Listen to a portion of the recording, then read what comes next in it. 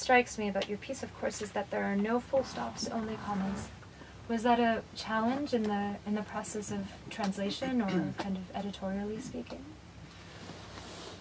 No, because I think that's the natural style for the short story. So nobody never came to me and told me, look, you know what full stop is, you know what period is.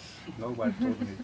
But I think that although when you see the story and you see the italics and everything, you kind of, your first reactions tell maybe this is tough. I think that plot-wise, story-wise, it's really clear what the characters are and the emotions. Because I think that technique just shows up and just become a problem when the plot's not right, the characters are not well developed. I think that when you have emotional beats and true feelings and a writer that's writing about what he has to write about because it's natural, I think just goes and just engages themselves into reading. So I don't think that techniques are just problems when there are no real emotion in the text. So I think that nobody ever asked me about, maybe it would be reasonable to put a period full stop, because I think it's really quite natural to the story I was trying to write. So I don't think that was the case. Okay. What about you? I remember reading, maybe in an email that we had exchanged or something, that I might be misremembering this, but is it that you feel very much you're continuing on a specific literary tradition in Brazil, or? Maybe, I don't know, it's really hard to... It's a big statement. Yeah, it's a big, to make a big statement about what is your work, or... In the case of the Granta story, I'm dealing with important theme in Brazilian tradition, in Brazilian literature, and also in Brazilian movies. In this film, is the migration of the poor population from the northeast part of Brazil to a more rich south. This theme was one of the roots that gave birth to the modern Brazilian novel in the beginning of the 20s. The beginning of the 20s.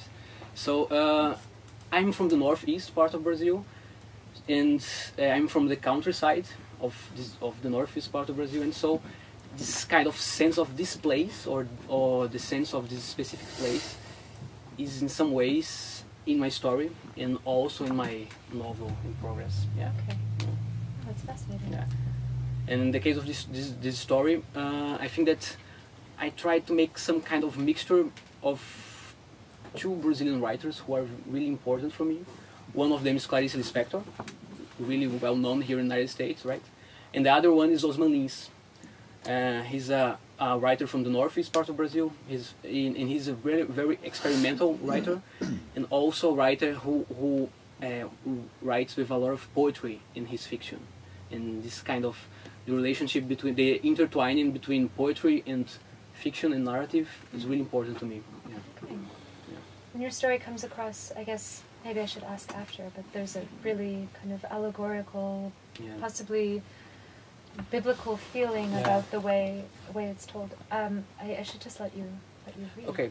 Well, I want to tell something. You forgot to talk about the national disaster tradition in Northeast literature.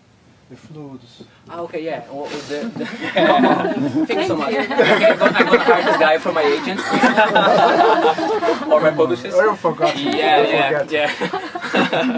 Yeah. So the second theme to understand the story is not only about the immigration of this poorest population from the north to the south of Brazil, but also the consequences of natural disasters in the countryside of the north part of Brazil.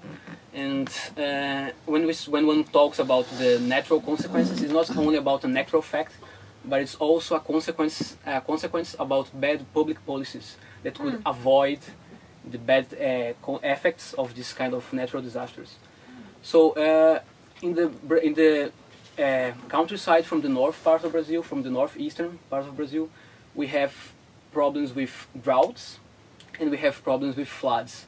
And in the case of this story, I'm talking about the consequences of a flood that destroyed some small cities in that place, in that region of Brazil.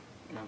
Yeah. And in the case of the allegories, was a kind of way out, because, as I told you, this theme, this topic of the immigration is really, how can I say, a lot of filmmakers and a lot of writers created depictions about this issue, and the allegory and the biblical myths were a way to maybe write about this topic in my way, yeah, or maybe write about these problems in a kind of trying to achieve my own voice. Yeah.